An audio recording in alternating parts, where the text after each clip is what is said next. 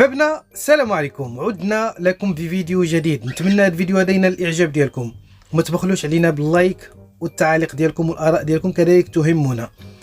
اهانه وفضيحه كبيره للنظام التبوني من بعد الفشل ديالهم الذريع في الشان ديال الكأس افريقيا لاقل من 17 سنه، والانجاز التاريخي اللي حققته المملكه المغربيه رياضيا واخلاقيا وكذلك حتى النتائج المشرفه. اذا النظام الجزائري او النظام ديال الكبرانات، هذه الحظيره اللي مجموعين فيها غير المسخط، فيما كان شي مسخوط وفيما كان شي واحد مختل عقليا مجموع في ذاك الحظيره.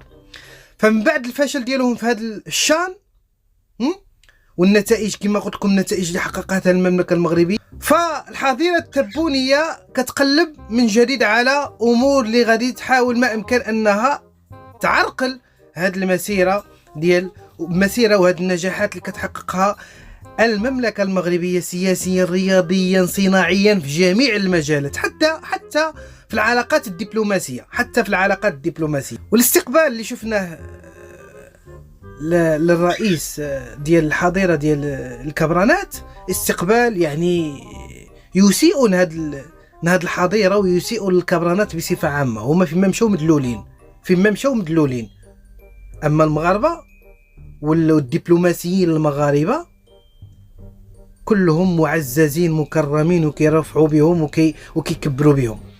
وخصكم تعرفوا الخوت كذلك بان البرتغال اللي دعمت المبادره ديال الحكم الذاتي، وكذلك البرتغال الخوت انها جددت الدعم ديالها الكامل للسياده المغرب على صحرائه. وكذلك كاينه منتدى اقتصادي استراتيجي مع المغرب،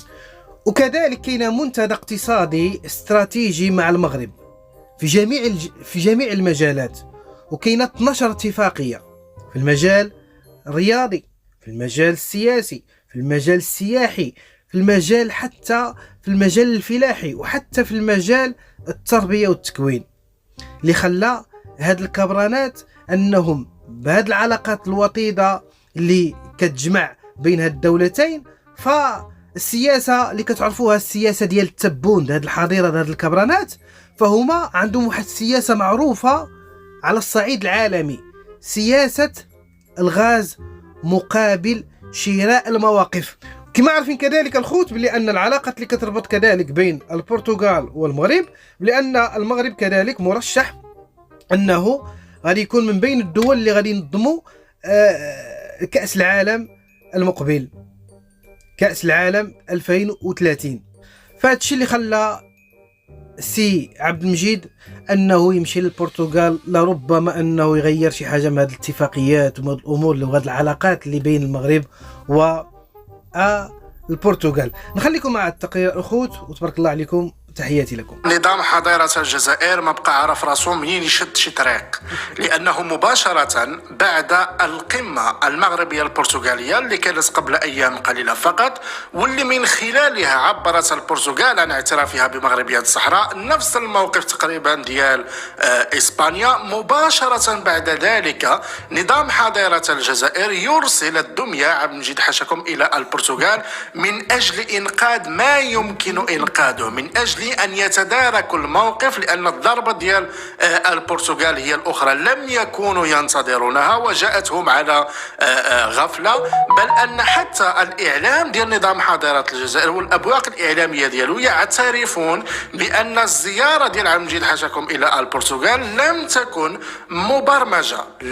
مبرمجة ولم تكن مخططة، بل تم إعلانها مباشرة بعد القمة المغربية البرتغالية، واللي شارك فيها بطبيعة الحال رئيس الحكومة المغربي، اللي قام بزيارة إلى البرتغال على رأس وفد مغربي كبير جدا، يعني عدد من الوزراء ورجال الأعمال والشركات، وتم التوقيع على عدد من الاتفاقيات المهمة. وآنذاك أعلنت البرتغال يعني قبل أيام قليلة فقط عن اعترافها بمغربية الصحراء ودعمها دعمها للمبادرة المغربية تحت السيادة المغربية. هذا الموقف طبيعة الحال الذي يضرب نظام حضارة الجزائر في الصميم ويضربها في مقتل، وبالتالي دفعوا بعمجد حشكم في زيارة كانت غير معلنة وغير مخطط لها إلى البرتغال من أجل إنقاذ ما يمكن إنقاذه. لكن نحن نعلم جيدا متابعينا الكرام على أن نظام حضارة الجزائر في ممجة كتوقع شي كارثة.